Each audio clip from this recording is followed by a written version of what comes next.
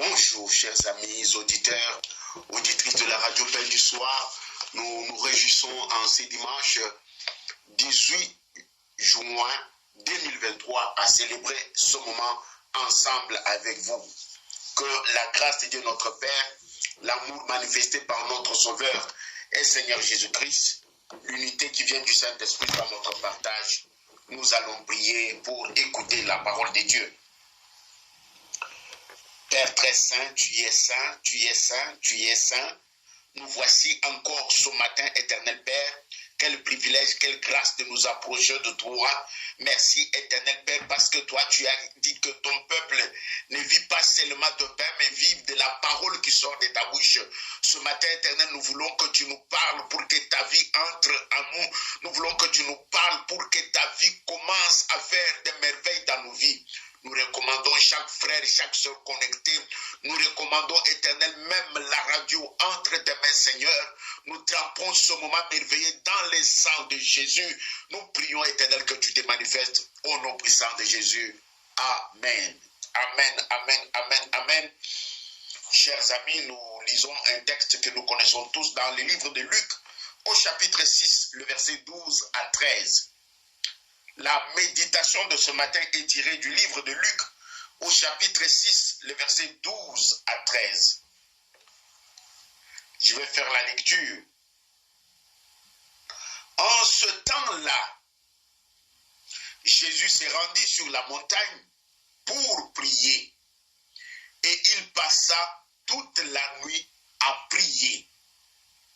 Quand le jour parut, il appela ses disciples et il en choisit 12, auxquels il donna le nom d'apôtres. Je répète ma lecture. En ce temps-là, mes excuses, Jésus se rendit sur la montagne pour prier. Et il passa toute la nuit à prier. Quand le jour parut, il appela ses disciples et il en choisit 12, auxquels il donna le nom d'apôtres. Chers amis, en lisant le texte de ce matin, on nous présente Jésus durant son séjour dans la province de Galilée en Israël. Et le contexte qui nous est présenté dans ce chapitre, nous voyons Jésus en plein exercice quand nous lisons les textes en commençant par le chapitre 5. Jésus passe son temps en Galilée en plein exercice de son ministère. Le docteur Luc, qui est le rédacteur de ce texte, nous présente Jésus qui se rend sur la montagne pour prier. Mais ce qui me frappe est que Jésus sur la montagne, il n'était pas seul.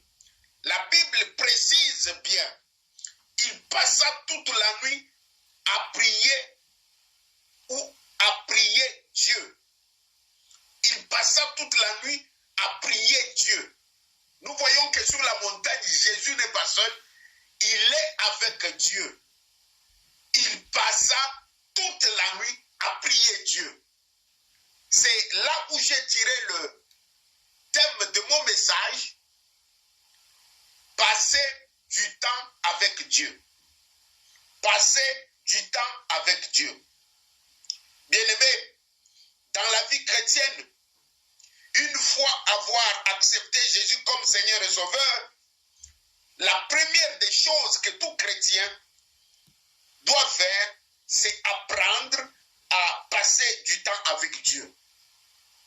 Que tu sois nouveau chrétien, que tu sois chrétien chevronné, s'il y a quelque chose que tu ne dois pas négliger, s'il y a quelque chose sur lequel tu dois mettre beaucoup d'importance, c'est passer du temps avec Dieu.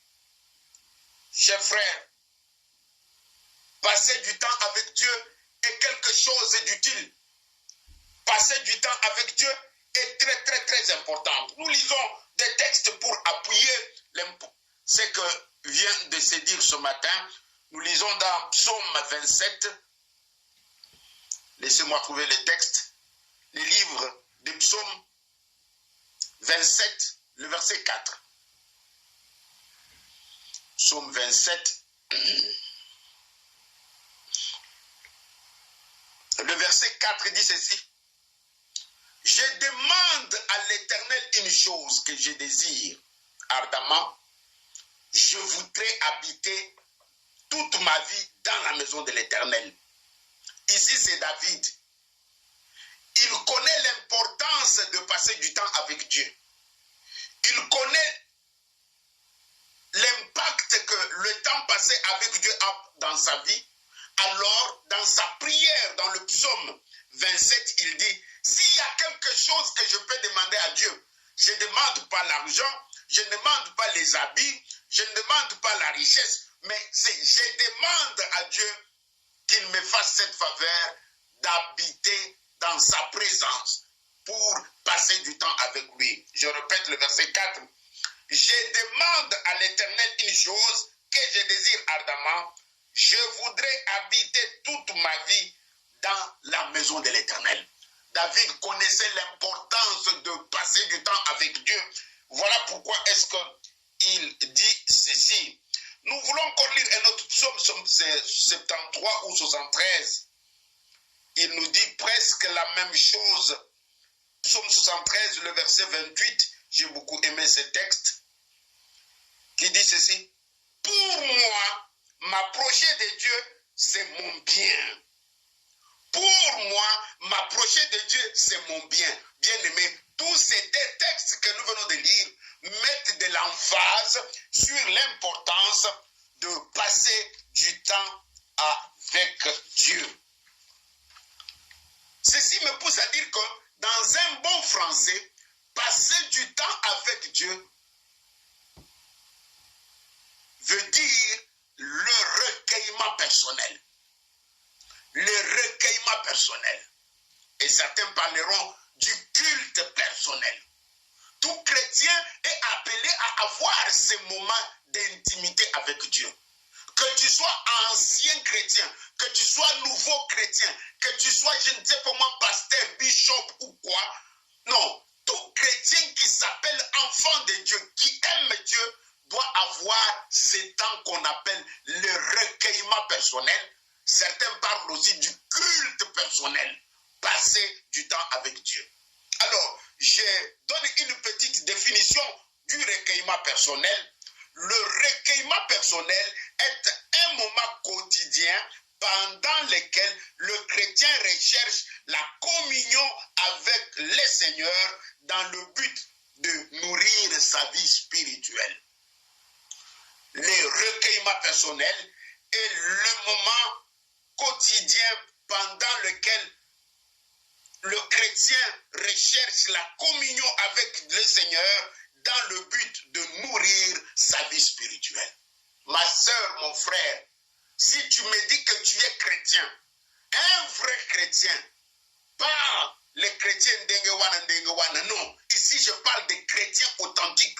Un enfant de Dieu, un vrai. Celui-là, il a tous les jours un moment avec Dieu. On définit le recueillement personnel comme étant un moment quotidien. Quotidien signifie chaque jour. Un jour ne peut pas passer sans que je puisse avoir du temps avec Dieu. Un jour ne peut pas passer sans que tu puisses avoir du temps avec Dieu. Le temps que tu as avec Dieu, nous l'appelons recueillement personnel ou parfois culte personnel. Un temps où je ne suis pas avec un pasteur, je ne suis pas avec ma femme, je ne suis pas avec mais je suis seulement moi avec Dieu. Les textes nous montrent que Jésus passa toute la nuit avec Dieu sur la montagne. Jésus n'était pas avec ses disciples. Jésus n'était pas avec Marie et Joseph, mais Jésus était seul avec Dieu. Ce temps-là, nous l'appelons recueillement personnel ou culte personnel. Tout chrétien qui aime Dieu, tout chrétien qui veut aller loin, tout chrétien qui veut relever les défis, doit chercher à avoir personnel avec Dieu. Ma soeur, mon frère, mets du temps à part chaque jour pour Dieu. Tu dois chercher chaque jour à mettre du temps à part pour Dieu. Dieu désire cela. Dieu aime cela. Dieu va te faire du bien. Dieu souhaite que chaque chrétien puisse avoir du temps avec lui. Non, il m'arrive souvent des gens qui m'appellent pour me dire que nasala ndenge nini po ngape na kola, nasala ndenge nini pe po ngape na benga na milimu mabe, nasala ndenge nini pe po nga nazwa puissance, nasala ndenge nini pe po nazwa victoire na bandoto, nga na ndoto babetaka ngai kaka, nga na ndoto nazala kaka l'échec, bakimisa nga mbangu. Non, ma soeur, commence d'abord par mettre à part du temps seul avec Dieu. Bien-aimé, Jésus qui est Jésus, Fils de Dieu, durant son séjour sur la terre, la Bible nous montre qu'il mettait du temps à part pour se recueillir, pour le recueillement personnel, pour son culte personnel avec son Père. Quand nous lisons dans Marc 1,35, la Bible dit que très tôt le matin, Jésus s'est réveillé, allait dans les lieux déserts pour la prière. C'est chaque jour, très tôt le matin, Jésus allait dans un lieu désert, un lieu où il est seul avec Dieu. Chaque jour, très tôt le matin. La question que je pose, qui peut être occupé comme Jésus? Jésus aussi avait des occupations comme toi. Parce que toi, quand je te pose la question, tu me réponds, oh pasteur Misale Belé, Bana, Moussala, famille, Nala Mukana Tongo, le Soussou. Ah, Jésus était aussi très occupé.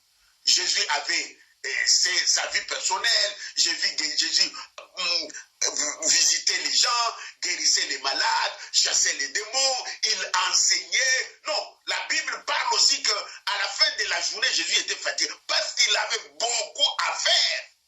Même comme Jésus avait beaucoup à faire, Jésus mettait du temps à part pour Dieu. De même que toi et moi, nous avons beaucoup à faire. Cherchons Maman Sylvie à Londres, tu m'entends bien. Cherche à avoir du temps seul avec Dieu. C'est ce qui va te donner la victoire sur tous les combats que tu as. Que Dieu te bénisse. Ce matin, le Seigneur nous interpelle sur le passé du temps seul avec lui. Quand nous lisons dans les Écritures, que ce soit dans l'Ancien, que ce soit le Nouveau Testament, les gens qui ont eu de l'impact, les gens qui ont marqué l'histoire, les gens qui ont eu du succès, les gens qui ont réussi, ce sont des personnes qui avaient du temps seul avec Dieu. Souvenez-vous de Moïse. Moïse n'était pas n'importe qui. Moïse a fait des grands exploits avec Dieu. Moïse a séparé la mer Rouge. Moïse a fait des miracles chez Pharaon. Dieu parlait à Moïse comme toi et moi on parle comme des amis. Pourquoi Moïse a atteint ce niveau? La Bible dit que Moïse passait du temps avec Dieu. La preuve est que quand Moïse veut partir, il dit à Dieu, si tu ne pars pas avec moi, je n'irai pas. Dans tout ce que Moïse faisait, Dieu avait la première place. Non, souvenez-vous, dans Exode, je pense 32 ou 22, ou quelque part où Israël doit partir, Moïse dit à Dieu, Seigneur, si toi tu ne passes pas devant pour marcher avec nous, nous n'allons pas partir. Qu'est-ce que cela veut dire? Cela veut dire que Moïse avait du temps avec Dieu pour lui dire qu'il doit être la priorité de sa vie. Il passait du temps avec Dieu. Moïse était quelqu'un qui ne pouvait rien faire sans Dieu. Et nous voyons comment Dieu a utilisé Moïse puissamment parmi le peuple d'Israël. Et son nom est resté jusqu'à ce jour parce que c'était quelqu'un qui passait du temps avec Dieu.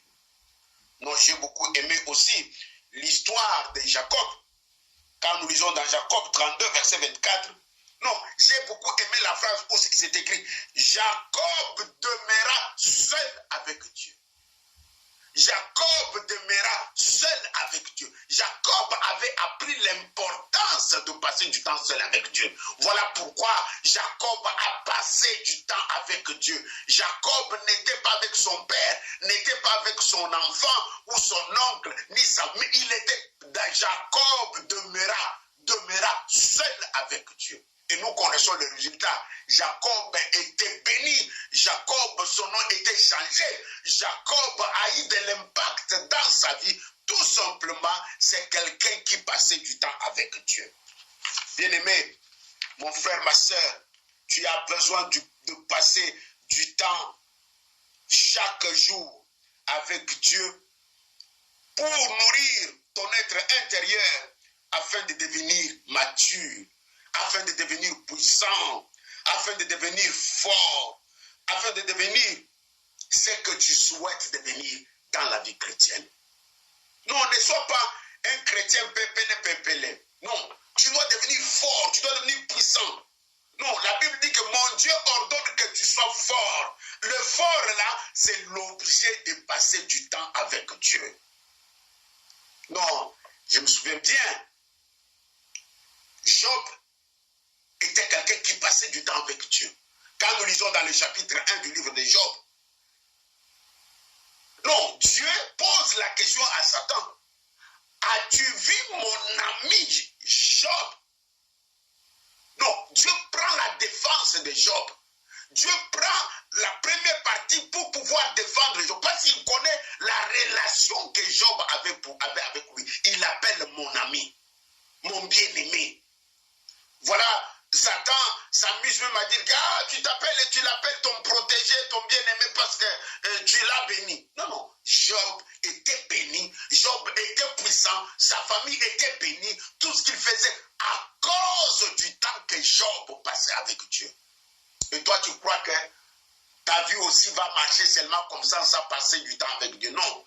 Tu crois que ton ministère va marcher seulement comme ça sans passer du temps avec Dieu? Non. Ce matin, il est question que chaque chrétien, que chaque vrai enfant de Dieu puisse avoir du temps avec Dieu.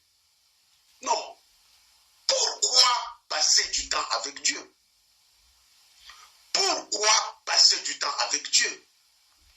Ma soeur, mon frère, tu dois passer du temps avec Dieu pour nourrir ton être intérieur.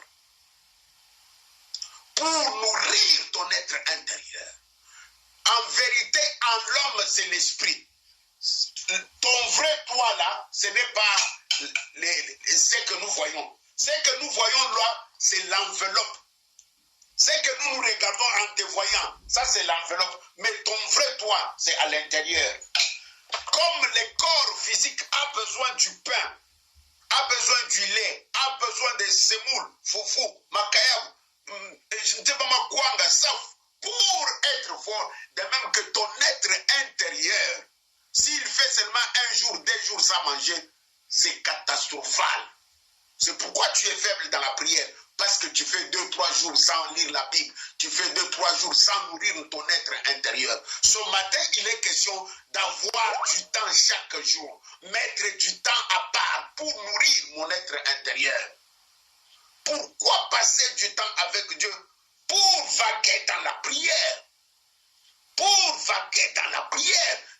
Jésus nous en donne l'exemple. Très tôt matin, il s'est réveillé pour vaguer dans la prière. Bien-aimé, ta journée dépend du temps que tu passes dans la prière. Ta journée, quand elle commence, la manière dont elle va se dérouler, c'est toi qui la prépares dans la prière. Souvent, nous entendons, on nous parle de ce fameux verset de Job, de commander le matin. Quand on dit commander le matin, as-tu déjà commandé le matin? Cela signifie que quelqu'un se réveille le matin, il met du temps à part pour préparer sa journée, afin que sa journée se déroule telle que Dieu l'a voulu. Bien-aimé, pendant que tu dors, l'ennemi prépare ta journée. Voilà pourquoi tu as ceci, tu as cela, cette porte ne s'ouvre pas, tel problème arrive, parce que toi, tu ne prends pas de l'avance sur l'ennemi. Mais tous les jours, c'est l'ennemi qui prépare ta journée. Comment veux-tu que l'ennemi prépare ta journée et toi, tu puisses prendre la victoire? Ça ne peut pas arriver. Tu dois passer du temps dans la prière. Pour nourrir ton être intérieur, tu dois passer du temps dans la prière. Et tu dois passer du temps seul avec Dieu. Pour nourrir ton être intérieur, tu dois passer du temps seul avec Dieu. Pour vaquer dans la prière, et tu dois vaquer, passer du temps avec Dieu dans la prière pour chercher la volonté de Dieu. Pour chercher la volonté de Dieu. Nous verrons que Jésus, après avoir passé toute la nuit dans la prière, le verset qui vient nous dire qu'il choisit les 12 auxquels il donne le nom des disciples. Cela signifie que Jésus n'a pas choisi les 12 par son intelligence, par lui-même, mais il est entré dans la prière. Il a passé du temps avec Dieu. Il a eu le recueillement personnel. Il a eu son culte personnel. À l'issue de ce recueillement personnel, il a eu la révélation pour choisir le 12 qui devrait l'accompagner dans le ministère. Mais toi, tu te réveilles, tu fais des choix et tu prends des décisions importantes de ta vie toi-même. Voilà pourquoi tout ce qui t'arrive, arrive. Non, je suis étonné de quelqu'un qui se réveille le matin et qui oh, n'a qu'un qui ça. Ok, qui ça, est-ce qu'il nous a pas dit qui ça? Quelqu'un qui se réveille le matin et qui bon, n'a loué awa, n'a qu'un qui fait dans Londres. Est-ce que nous avons des émissions qui font dans Londres ou bien quelqu'un qui se réveille le matin que n'a tiki n'a musala, n'a kozwa mususu. Mais depuis au tika musala, n'a n'ozo pe mususu te pona nini, usala ki makamu na musuni. Bien aimé, pour prendre de grandes décisions dans la vie, il faut entrer dans la prière, passer du temps avec Dieu. Nulle part dans la Bible, tous ceux qui devraient prendre de grandes décisions, prier le Seigneur. Nous voyons Mardoché, nous voyons Esther, nous voyons Néhémie, nous voyons Esdras. Dans les grandes décisions, avant d'aller voir le roi pour la reconstruction, Néhémie est entré dans la prière. Et Dieu a préparé le cœur du roi. Quand Néhémie a décidé la reconstruction, on lui a donné les matériaux, on lui a donné même la lettre de recommandation pour qu'on lui facilite la tâche dans la reconstruction de muraille.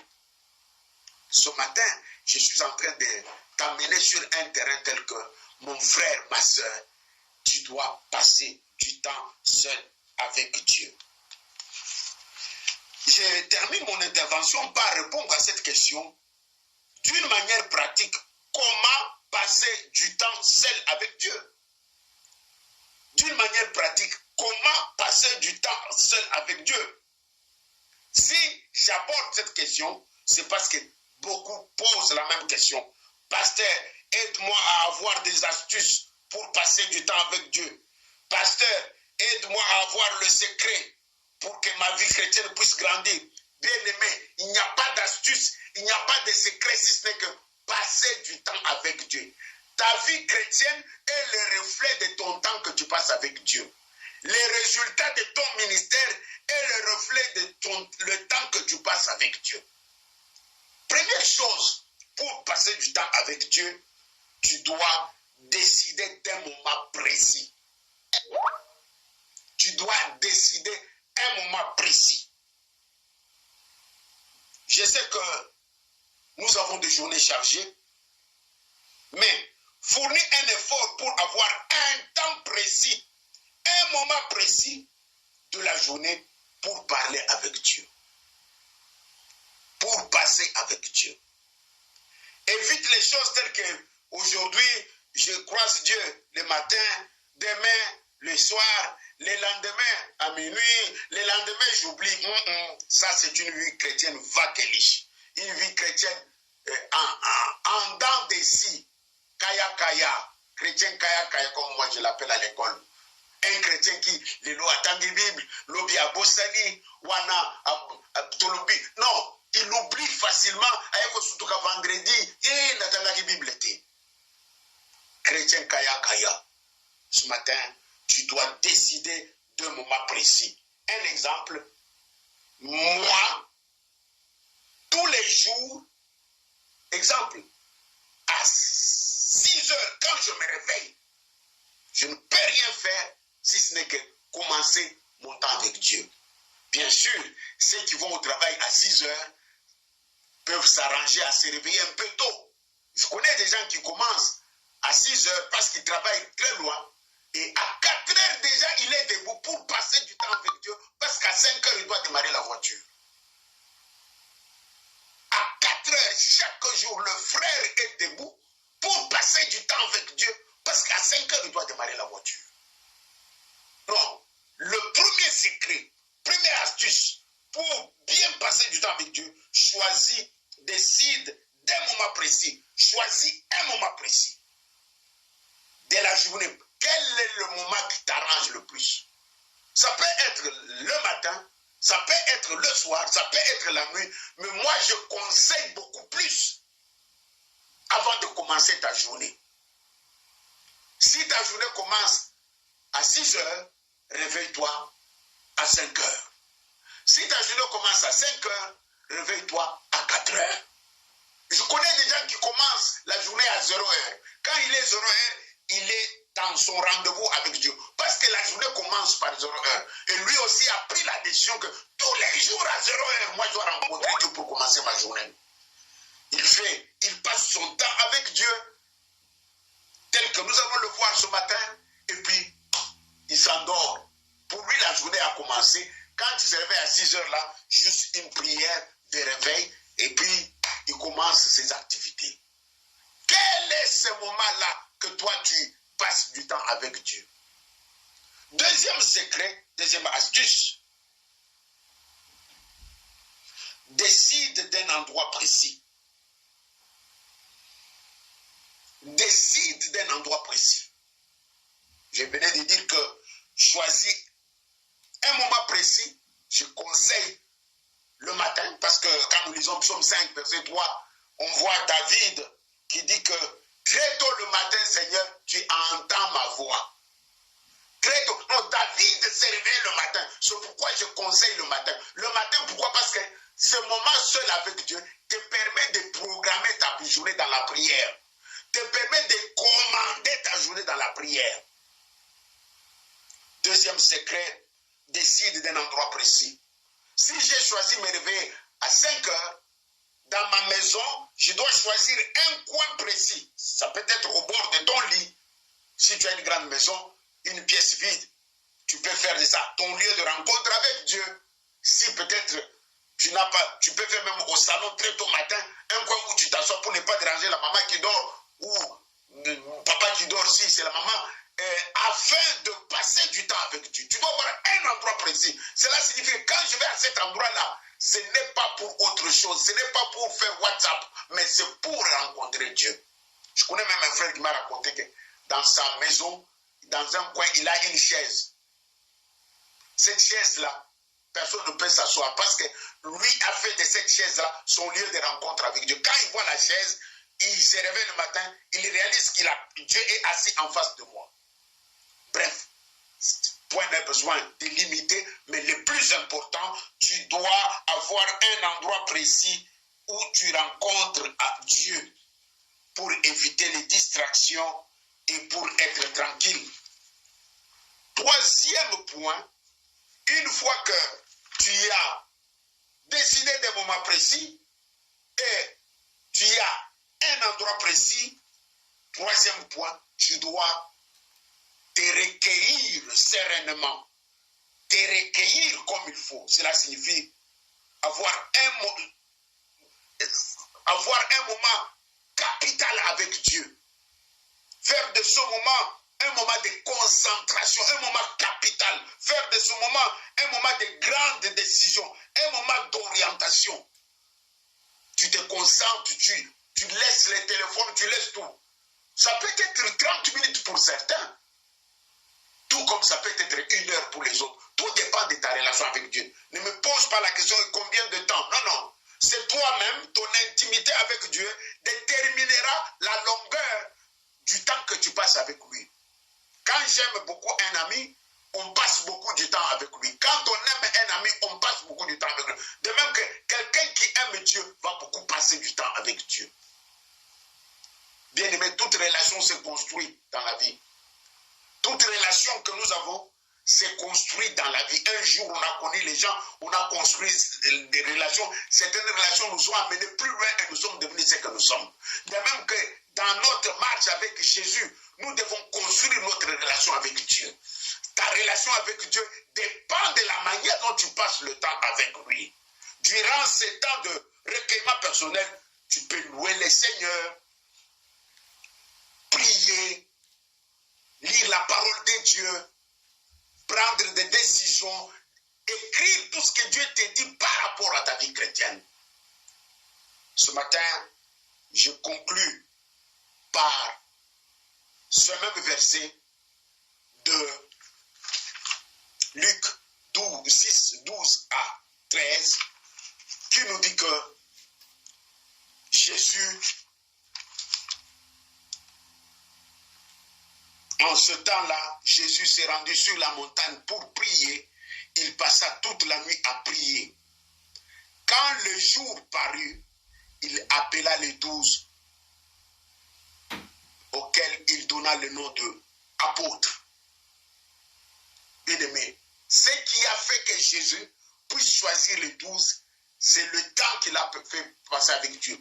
Ce qui a fait que Jésus, dans la journée, il guérissait les malades, il chassait les démons, il opérait des miracles. Tout cela dépendait du temps qu'il a passé avec Dieu. La force, la puissance, l'onction. Jésus allait puiser cela dans le temps qu'il passait avec Dieu pour exercer son ministère. Ce matin, je souhaite te demander de choisir un temps, chaque jour, un moment précis, un temps précis où tu dois te concentrer pour ta vie chrétienne. Que Dieu bénisse sa parole.